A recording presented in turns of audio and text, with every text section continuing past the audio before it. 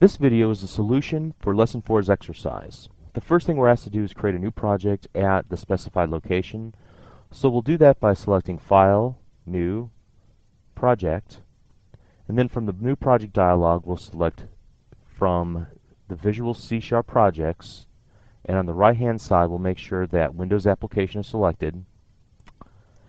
The name of our application will be Exercise 04, and that will go into the C:/begin2/lesson 04 directory. So that we can see the complete path, there's a little message box at the bottom that says project will be created at C:/begin2/lesson 04 exercise 04. And that's exactly what we want. So we'll select OK. After a moment or two, we'll get the template for a new C# Windows Forms application. The next thing we're asked to do is to create the user interface for a customer information application. So we'll need to add first name, last name, address, city, state, zip, email, gender, and a list of previous purchases. Now what we're going to do is something slightly different from what you saw on the video, and that is to put some of these fields on the same line. For example, first name and last name, we'll put those on the same line, as well as city, state, zip, we'll put those on the same line as well. So let me go ahead and now just demonstrate what we'll do. First of all, I'll need some labels, so I'm just going to pull out a bunch of labels here, and then we'll tack it down using the little pin icon at the top so we can see where we're putting things.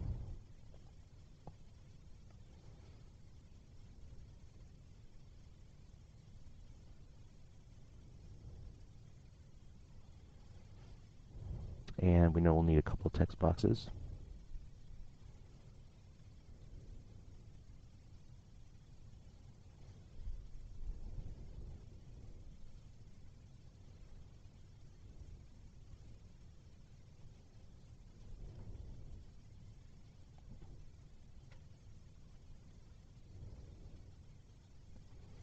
We'll need a combo box for the state.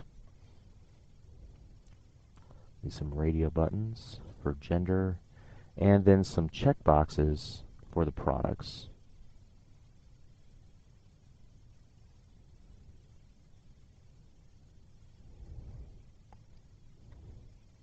And I realize I missed an email field, so we'll just plop that on there and throw some buttons.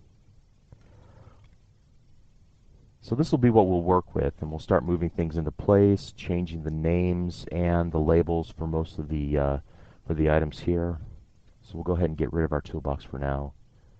And I'm going to pull this right-hand pane over so we can see the properties window a little bit better.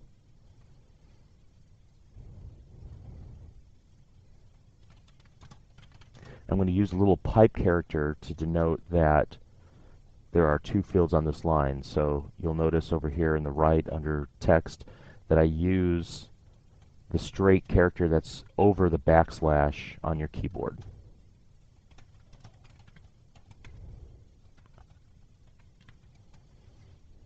And we'll call this LDL name. Okay, we'll position it so that it can all fit on one line.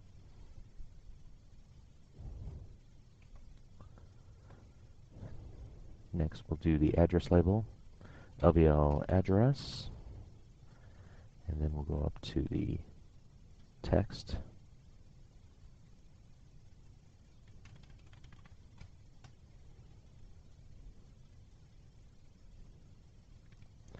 And on this label, we're going to put city, state, and zip.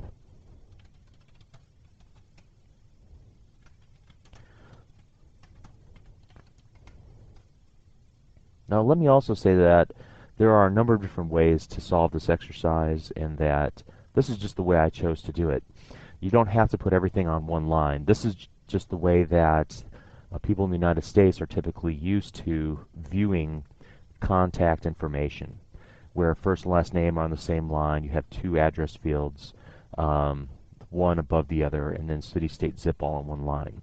Depending on your country and maybe what your application or your company needs, you may not choose to solve this exercise the exact same way, and that's fine. This is just some general This is the way that I would solve it. So if you were to put everything on different lines, that's fine too. Okay, let's move on here to the email label.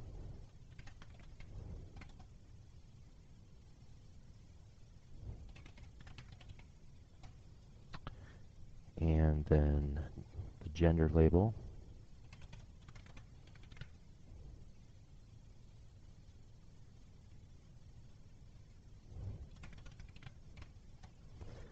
And we'll need one more label, so let's go ahead and previous purchases. And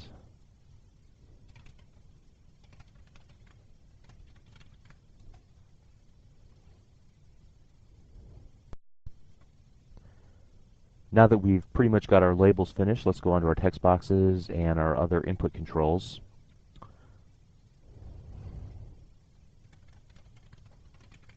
We'll want to name each of the input controls and then remove any settings, such as the text setting.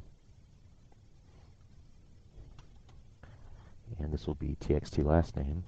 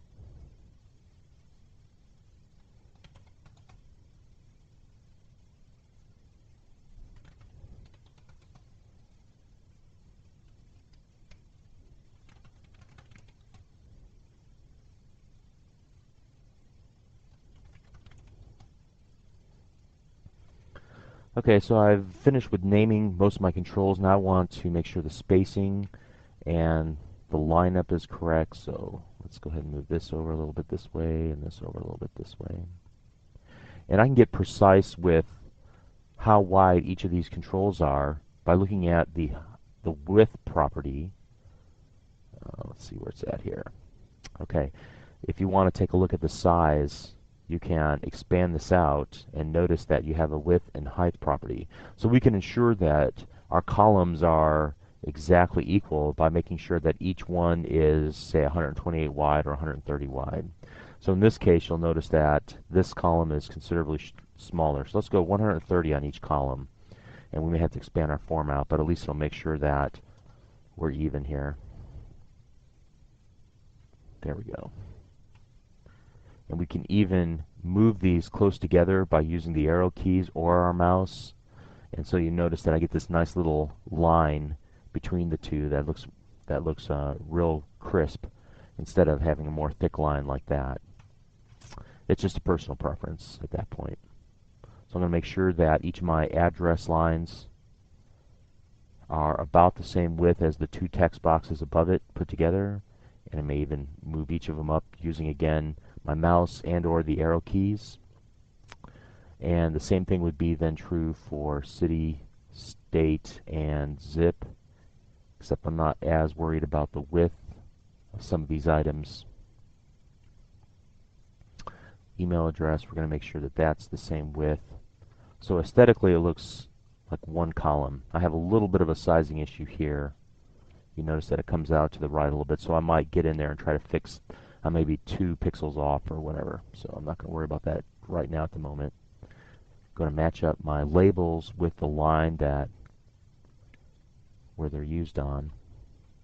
And sometimes it's hard to get them lined up exactly, so you just have to do the best you can.